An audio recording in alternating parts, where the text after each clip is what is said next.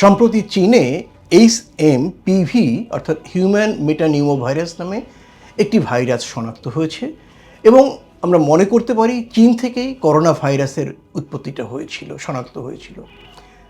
সেই হেতু এই নূতন HMPV ভাইরাস নিয়ে একটি আতঙ্ক বিস্তৃত হচ্ছে। ইতিমধ্যে এটি ভারতে চলে এসছে। বাংলাদেশে আমাদের কি আতঙ্কিত হওয়ার দরকার আছে? আমি বলবো একেবারেই দরকার নেই। কারণ 2000 সন এবং 2001 সনে বাংলাদেশে জন হপকিন্স বিশ্ববিদ্যালয়ের একজন বিখ্যাত শিক্ষক W.A. ব্রুক সাহেবের নেতৃত্বে বাংলাদেশের ICDDRBর সহযোগিতার ঢাকার কমলাপুরে একটি গবেষণা হয়েছিল। সেখানে শ্বাসতন্ত্রীয় রোগে আক্রান্ত শিশুদের 13 বছরের কম বয়সী শিশুদের প্রায় 33.33% মধ্যে এই ভাইরাস পাওয়া গিয়েছিল। এছাড়া 2014 থেকে 2016 সালে আরেকটি গবেষণা হয়েছিল। সেখানেও দেখা গিয়েছে ঢাকাতে বিপুল সংখ্যক মানুষ প্রতি বছরই HMPV ভাইরাসে আক্রান্ত হয়।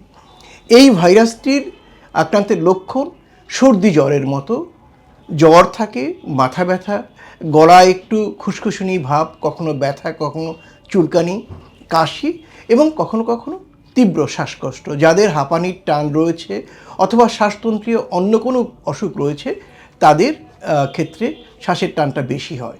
এছাড়া কখনো কখনো নিউমোনিয়া হয়, যে কারণে হাসপাতালে ভর্তি হতে পারে। এই রোগে যদি কোনো জটিলতা না থাকে মৃত্যুর হার অতি নগণ্য।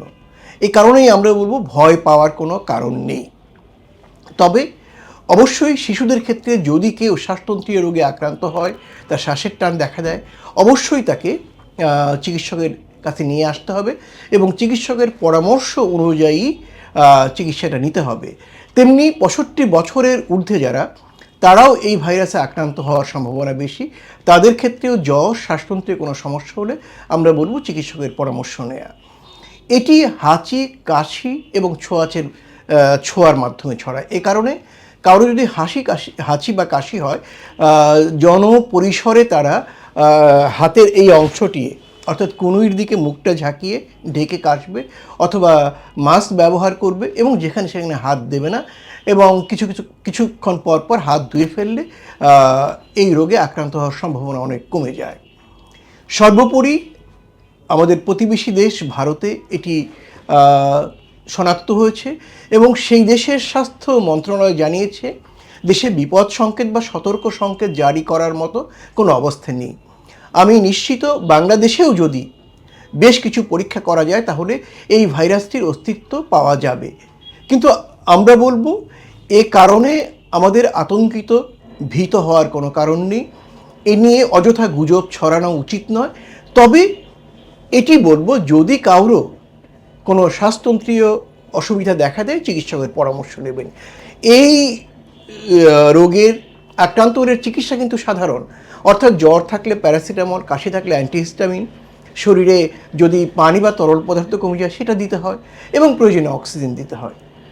যদি আমরা সতর্ক থাকি এবং সময় মতো পদক্ষেপ নেই তাহলে আমাদের আতঙ্কিত হওয়ার কোনো কারণ নেই। আরও যদি শ্বাসতন্ত্রীয় হাঁচি, কাশি, গলা ব্যথা বা শ্বাসের টান দেখা যায় আমরা বলবো দ্রুত চিকিৎসকের পরামর্শ নেয়। কারণ নানা কারণে এটি হতে পারে।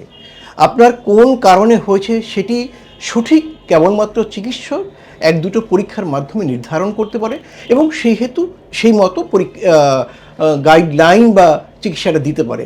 মনে রাখতে হবে এই ভাইরাসে আক্রান্ত হলে শুধু অ্যান্টিবায়োটিক খাওয়ার কোনো মানে নেই। অতএব এটিও আপনারা নিজে খাবেন না।